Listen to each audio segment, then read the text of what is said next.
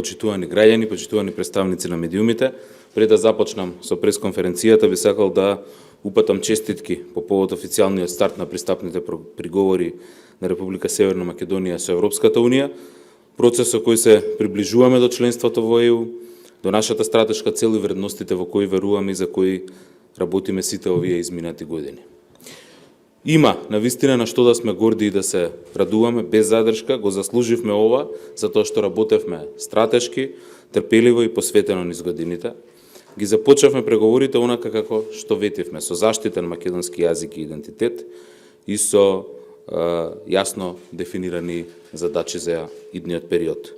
Се што правевме до сега, сите напори, труд и заложбата кои ги вложивме во процесот на евроинтеграција, особено во неговото деблокирање, е направено пред се заради нас, за нашите граѓани, за нашите деца да живеат подобро и да живеат како сите останати европски народи. Де јуре и де факто процесот започна. Започна пред 2 дена, на 19 јули 2022 година, кога одржавме првата меѓувладина конференција, која означува последната етапа од нашиот пат кон полноправно членство во Европската Унија. Тоа е наша стратешка определба од самото осамостојување на државата. Цела 21 година по подпишувањето на спогодбата за стабилизација и асоциација и цели 17 години од како го добивме статусот кандидат за членство во Европската Унија. Сите би се согласиле, предолг период за време на кој континуирано е работено на зајакнување на нашите институции и административни капацитети, транспонирање на правото на Европската Унија и многу други активности за нивна имплементација.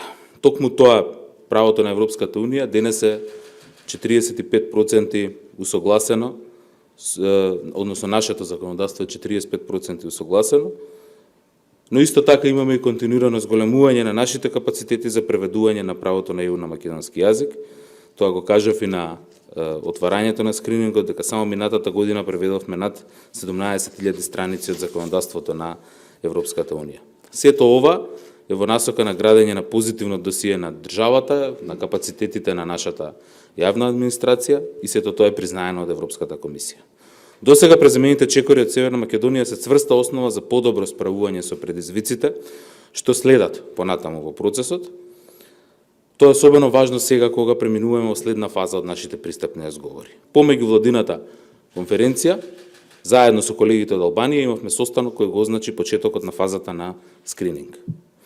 На денешниот пресконференција би сакал да се задржам на прецизно и техничко појаснување на она што ни беше представено во вторникот во Брисел и да дадам одговор на сите прашања кои можеби ги имавте во изминатите денови, а беа упатени до мене и до секретаријатот и до владата.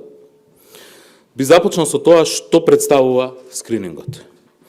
Скринингот е аналитичка презентација на состојбата во земјата кандидат за членство во Унијата во однос на нејзиниот степен на усогласеност со правото на Европската Унија. И исто така степен на усогласеност во неговата имплементација. Би кажал формална и техничка операција што ја врши Европската комисија, која е неопходна и многу важна за да добиеме јасен преглед каде стоиме и што треба да направиме во годините што следат. А се со цел да станеме дел од Европската Унија, односно равноправна членка на Европската Унија. Овој процес, скринингот, се состои од 2 фази. И тоа објаснувачки скрининг, каде што Европската комисија на државата кандидати ги презентира клучните правни акти за секое поглавје, и билатерален скрининг, каде земјата кандидат, односно ние, го презентираме степенот на усогласеност на националното законодавство согласно презентираните акти на ЕУ за време на претходниот фаза на објаснувачки скрининг, но исто така институционалните капацитети и спроведувањето на законите.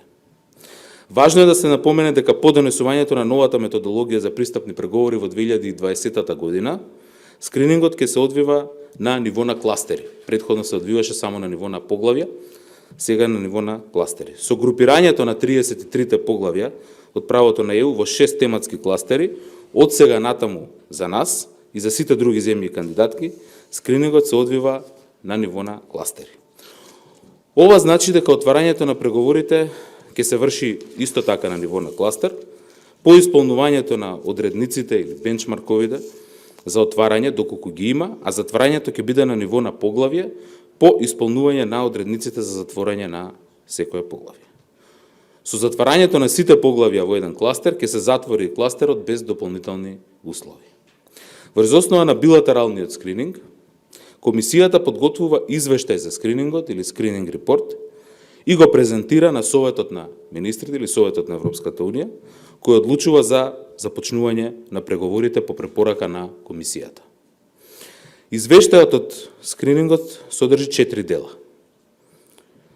Осврт на клучните барања кои произлегуваат од правото на ЕУ за одреден кластер или поглавје, осврт на статусот врз основа на презентираните информации на билатералниот скрининг, наоди и оценка на комисијата за степенот на усогласеност на капацитетите и заклучоци и препораки на комисијата.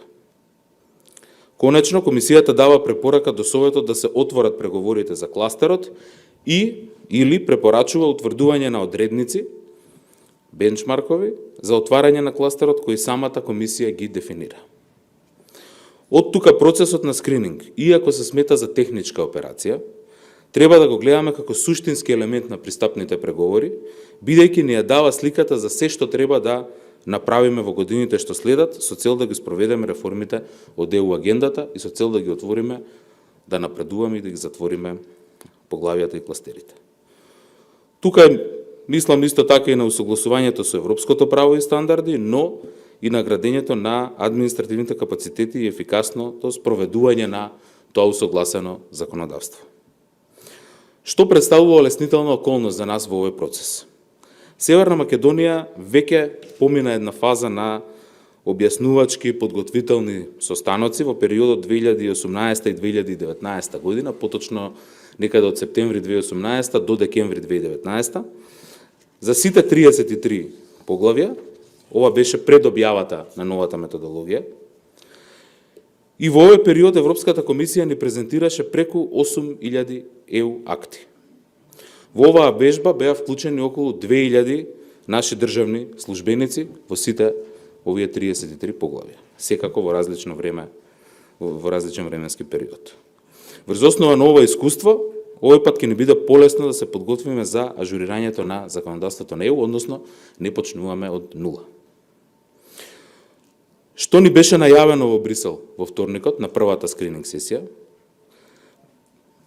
По одржувањето на меѓувладината конференција ни следи процес кој ќе се состои од две фази, фазите кои што ги споменав, меѓутоа сега ќе ги објаснам и временски како ќе изгледаат. Првата е ажурирање на објаснувачкиот скрининг, на кој Европската комисија ќе представи новиот корпус на законодавството на ЕУ, кој во периодот од 2019 кога сме ги завршиле состаноците до денес е ново донесено во Европската Унија и ќе даде подетални насоки за тоа како ќе се следат реформите во областите кои за прв пат формално се вклучени во преговорите, како што е функционирање на демократските институции, реформи на јавната администрација, економските критериуми и така натаму. Оваа фаза на ажурирање на објаснувачки скрининг треба да трае отприлика 6 недели и веднаш потоа, после овие 6 недели, следува билатерален скрининг, на кој земјата ќе треба, Северна Македонија ќе треба да го презентира степенот на усогласеност со правото на ЕУ, институционалната поставеност за спроведување на усогласените закони и плановите за натамошно усогласување. Исто така и планот за градење на капацитетите на институциите и на администрацијата, како и да ги декларираме потребните човечки, финансиски и информатички ресурси за спроведување на европските стандарди. Во оваа фаза ќе треба и да ги идентификуваме евентуалните области и прашања за кои би барале транзициони периоди, односно за кои би барале правилата на ЕУ да стапат подоцна од нашето членство, да стапат на сила подоцна од нашето членство. Календарот на состаноци го дефинира Европската комисија и врз основа на она што ни беше презентирано во вторникот, на состанокот за отварање на скринингот, како начален календар на Европската комисија, кој може секако да претрпи одредени измени, може да се види дека ќе не очекува, можете да видите на екранот, дека ќе не очекува динамичен период, со оглед на тоа што процесот на презентирање на новото законодавство ќе започне уште во септември оваа година, значи веднаш по летните одмори, а паралелно во овој период, во период од околу 15 месеци ќе се одвива и билатералниот скрининг. Односно, Европската комисија планира овој процес да го заврши некаде до ноември 2023 година.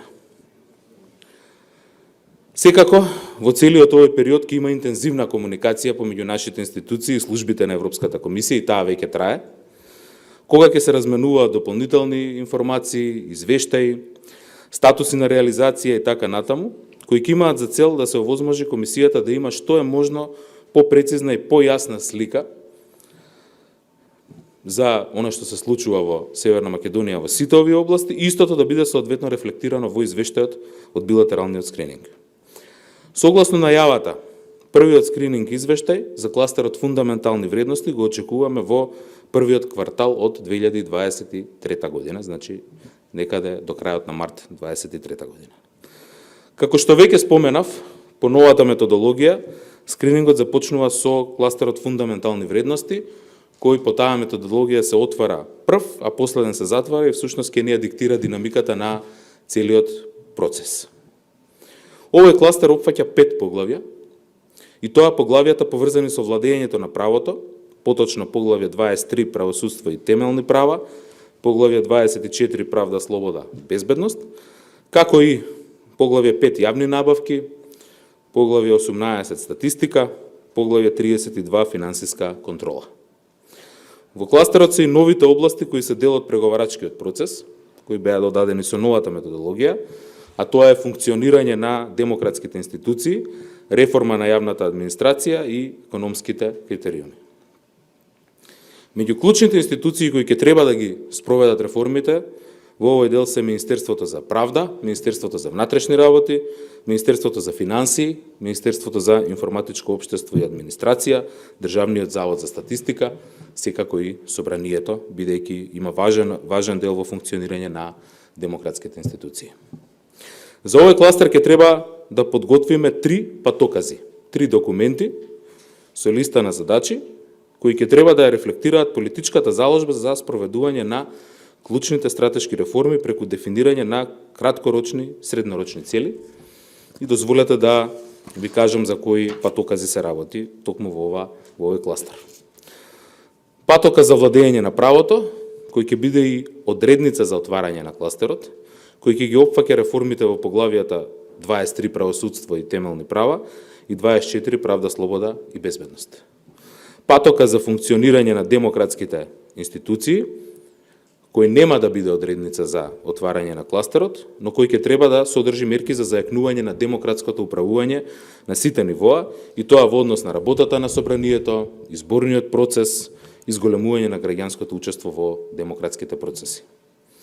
И трето, патока за реформа на јавната администрација, кој ќе биде и одредница за отварање на кластерот, кој треба да се фокусира на градење на професионална администрација во служба на граѓаните и јакнење на административните капацитети за спроведување на законите и политиките кои се усогласени со европските стандарди.